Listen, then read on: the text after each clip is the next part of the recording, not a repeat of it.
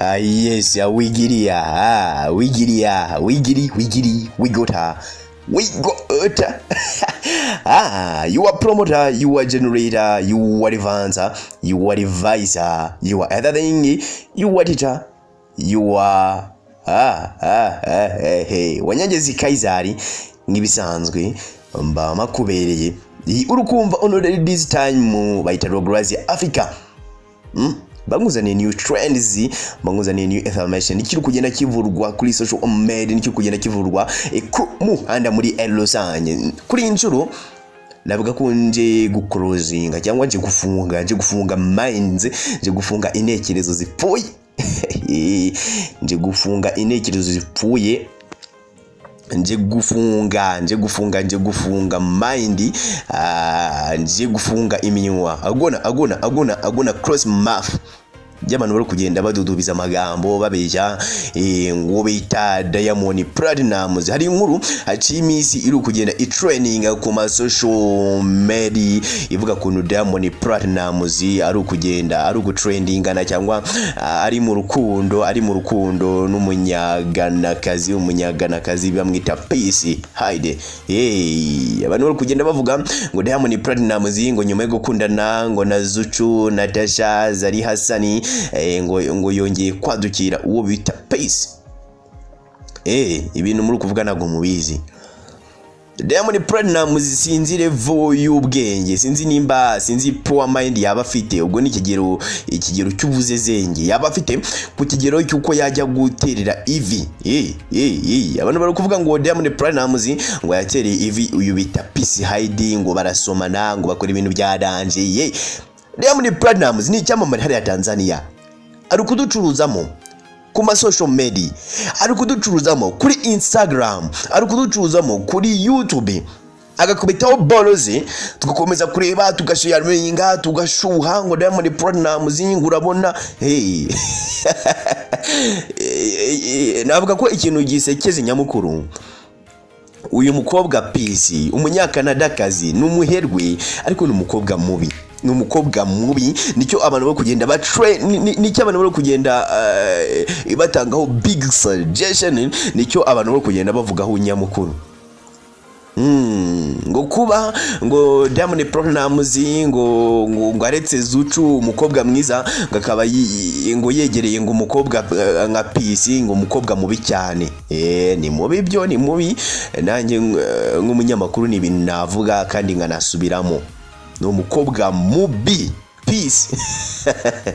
Ako ndavuga physically kuko nago nzi mindset, nago nzi imiterere mu mutima we n'imyitwarire ye, gusa turavuga ibyo tubona.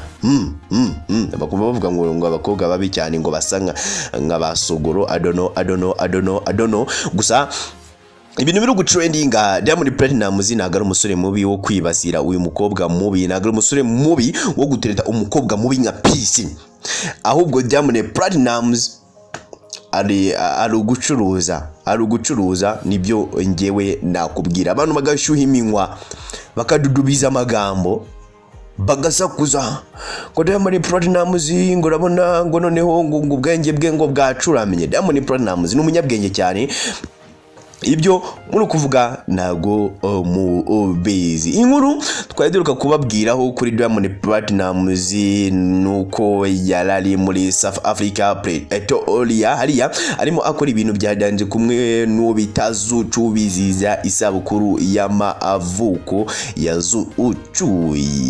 Imyaka 30 bagenda biziza isabukuru y'amavuko. Nyuma yo kuva aho ngaho bese bajya gusura uwo bita Zari kumwe n'umugabo bita Shakibu. Ariko icyo twakubwira kuri Ezari ni new trends baita Rograzi Africa, ngugezaho new trends, kintu kibita new trends aspect uzo ukimbaza mu mpera y'umwaka w'ibihumbi 2023. Ubwo nukuvuga ku itariki 29 Kigali hagiye gushya tugufiti uwo bita Zari Hasani, umunyamideri, umunyamafaranga, artist ukomeye cyane. Ni umunyamideri ubusanzwe ko dutaye muri track bita toroba.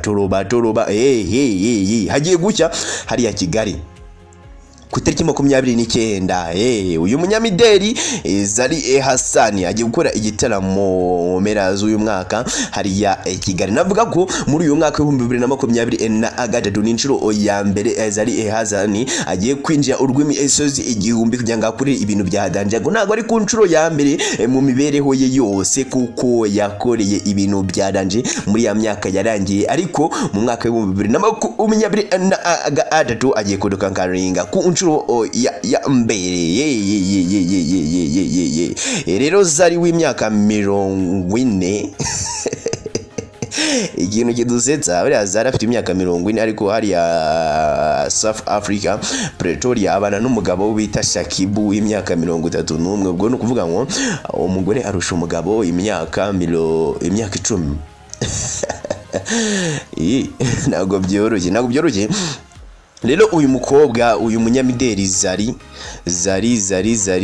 navuga ko azabasusurutsa abantu mu mpera z'uyu mwaka 2023 mu gitaramo cyangwa mu kintu twakita celebrity cy'abambaye ibyumweru kiswe Zari the Boss Lady or White Party ku itariki 29 Ukuboza mu kabari ka Waverange. Niho bino bintu byose bizaba bigenda biibera. Turabararitse navuga ko ari umuriro waka, navuga ko azaba ari ibintu bya danje. Ni iko obemeza kandi kubabwira ko uwo bita Diamond Platnumz nako nago Diamond Platnumz nagara amazina yiswe n'ababyeyi bamwita anasiba Abdul Juma Isaac, ariko nk'umu artist nk'umurenza nk'umuntu waranje bamwita Diamond Platnumz. Mwese muramuzi yagiye dutamo track nka Enjoy ari kumwe na Jix, adutamo Commando adutamo Masha ari kumwe na Rema Luga na Homolizer. Mwese muramuzi rero Diamond Platnumz abantu muri iyi minsi bamwihaye. Ntabwo mbanje kumuvuganira ahubwo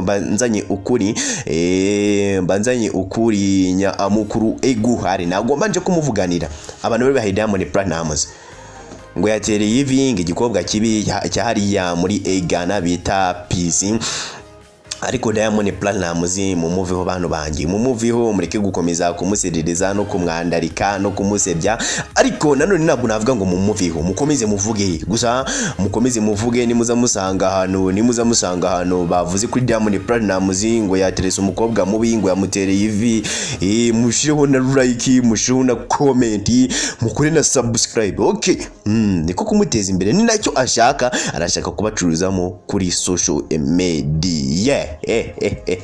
Ibi byose nibimaze iminsi biri kugenda bitrendinga. Ngo yatereye ivi umuherwe ikazi bita Peace Haidi. Navuga ko ari amashusho y'amafoto yatangiye kugenda cara guturuka ku itariki 29 Ugushyingo umwaka wa 2023. Abantu baravuze koko abantu iminwa yarabariye baravuga, iyi minwa iratanduka, barasakuza, baradudubiza.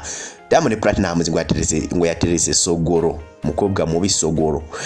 Abanyarwanda abakobwa babita basogoro, babita masabune.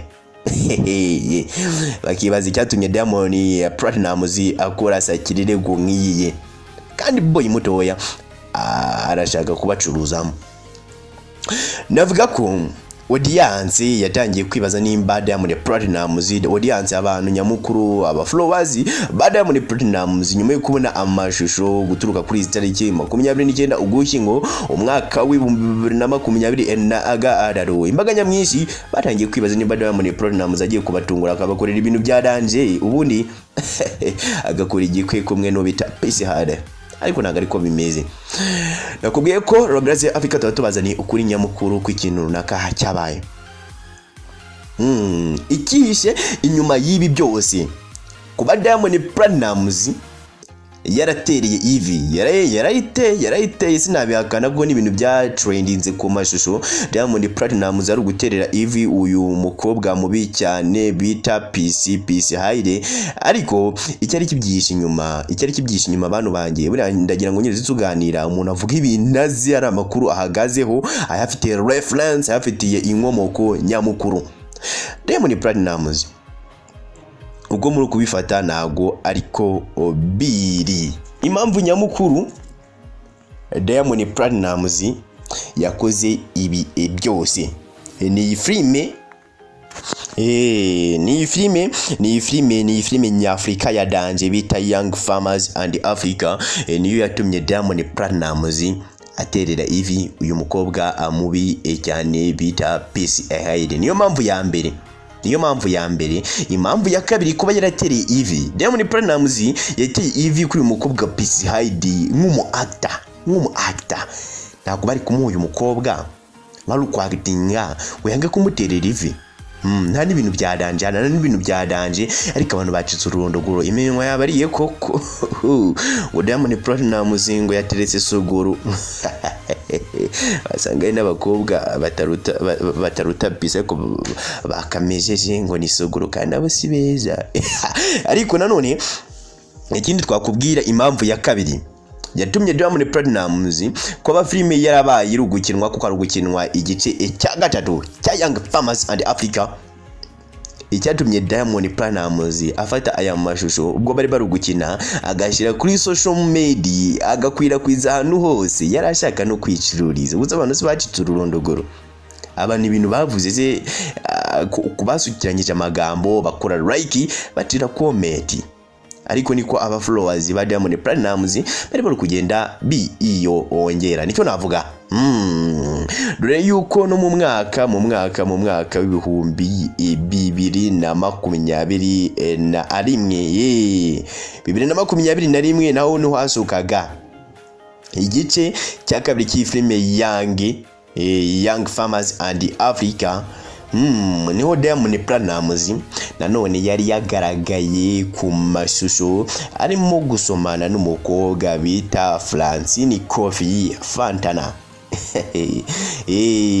bamwita Francine Coffee Fantana naho abantu bari bashakuje ngo Diamond Platnumz ngo yaratubeshaga ngakundana na Zuchu ndakeka icyo gihe Diamond Platnumz niho yari yaciye arimo kwigaragazanya na Zuchu na Zuchu yaravuye kwerekana Diamond Platnumz wabo ariko Diamond Platnumz aza kugaragara ku mashusho ahantu byembyeni alimo gusomana na Francine Coffee bamwita Fantana. Abantu barangije nanone barasakuza koko ngo Diamond Platnumz ngo urabona ngo yasomaniye ku karubanda ze ni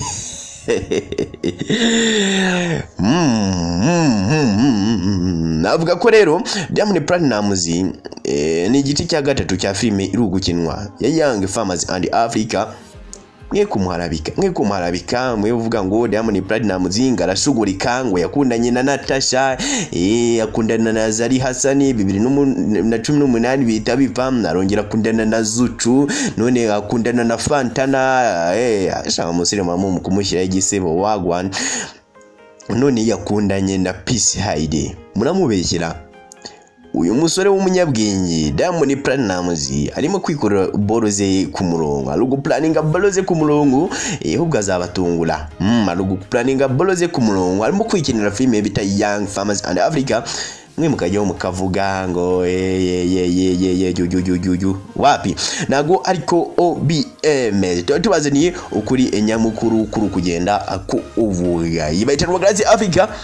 Reka babwire ngo mwakoze kubana nanjye sibyo mwakoze kubana nanjye nk'ibisanzwe amazina yitwa Wanyangezi Kaizari numu MC ukomeye ni gisimba ijyana akasa mutwe. Reka mbabwire ngo mbakunda mu mabara abiri ibara ry'umweru ibara ry'ikigina amusori ibara ry'umweru ibara agiroza. Reka mbabwire ngo wigiri gusa umunoteri wakora subscribe kuri The Grace Africa nk'ibisanzwe muki irikeho ubundi nze mbatamo